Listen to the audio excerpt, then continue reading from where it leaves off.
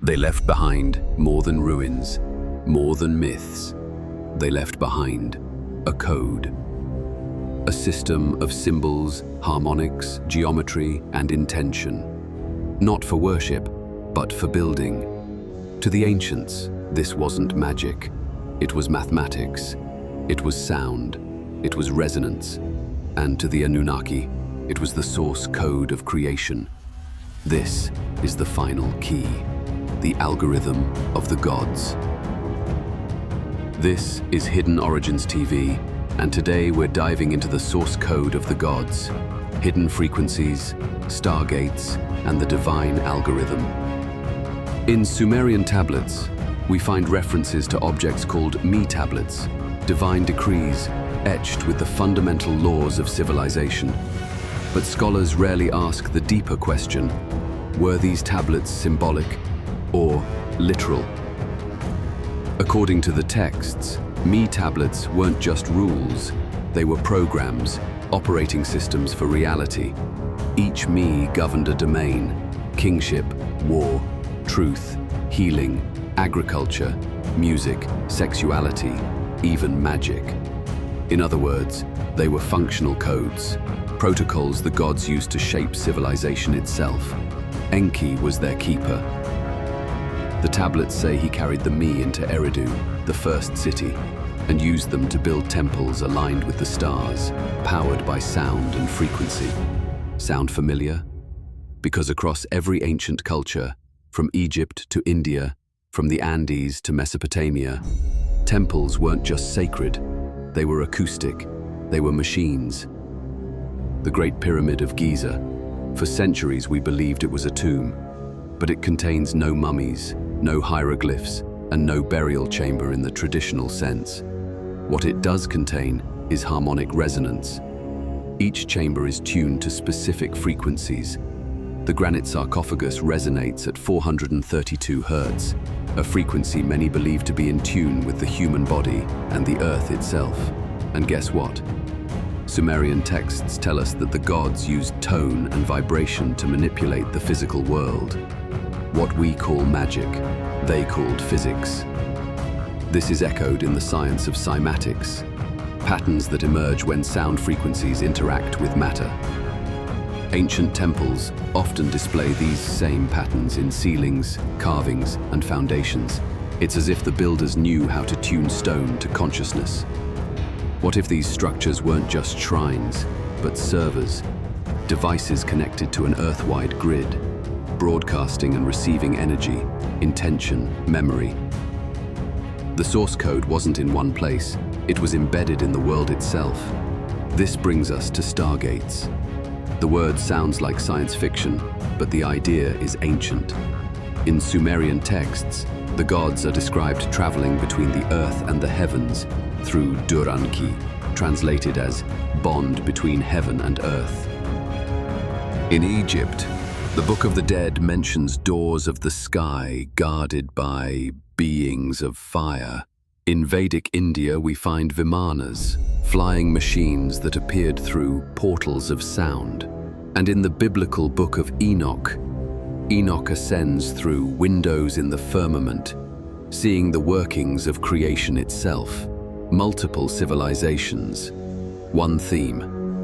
Access to higher dimensions was governed not by rockets, but by frequency. If this sounds like fantasy, consider this. In 2001, researchers discovered an ancient site beneath the Sphinx in Egypt. Resonant chambers filled with strange electromagnetic signatures.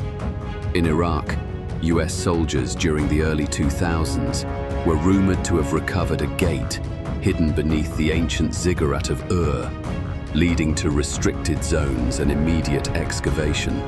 And in Peru, the Puerta de Hayumaca is called the Gate of the Gods, where shamans still speak of people vanishing in flashes of light. Could these be remnants of the original network?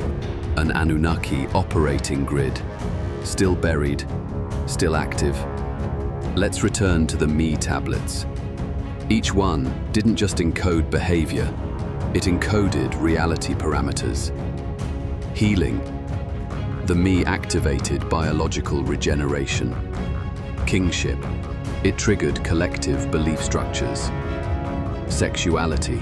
It governed creation and polarity. Music. It altered frequency fields. In essence, the gods weren't telling humans how to behave. They were installing programs. Civilization was not taught, it was downloaded. This may sound like a stretch until we look at modern science. DNA, we now know, responds to frequency. Cells can be repaired using sound therapy. Memories can be stored in water through resonance. Crystals can encode data. All of these are present in ancient temples and in sacred texts. Why? Because the ancients weren't primitive. They were in tune with the fabric of reality. Let's talk about light language. Indigenous shamans, ancient Egyptian initiates, and Mayan timekeepers all speak of languages not composed of words, but of frequencies and geometric symbols. When spoken or sung, these sounds activate memory, DNA, and consciousness. The Anunnaki may have used this language to program the me tablets, and by extension, us. Is it possible that buried deep in our subconscious is a coded dialect, one that, when activated, reconnects us to the gods? This idea isn't new. Mystery schools throughout history spoke of the Logos, the divine word that created the universe. Sumerians called it Namtaru, the divine utterance. Egyptians had Hu, the power of spoken creation. In the Bible, in the beginning was the Word. It's all the same idea. Sound is not entertainment. It's architecture. Words are weapons or tools, depending on who wields them. Now let's look at Earth itself. Our planet contains a harmonic grid called ley lines, along which many ancient monuments were placed. The Great Pyramid, Stonehenge, Teotihuacan, Easter Island, Angkor Wat. All perfectly aligned, all energetically tuned. Coincidence, or a global network powered by Anunnaki source code? When activated together, these sites may have formed a planetary resonance engine capable of healing, teleportation, or even dimensional travel. Here's where it gets more astonishing. In Sumerian myth, the gods did not always agree. Enki wished to share this code freely with all beings. Enlil believed it should be restricted to the elite. This created what we now experience as initiation. Only those who passed the tests could access the knowledge.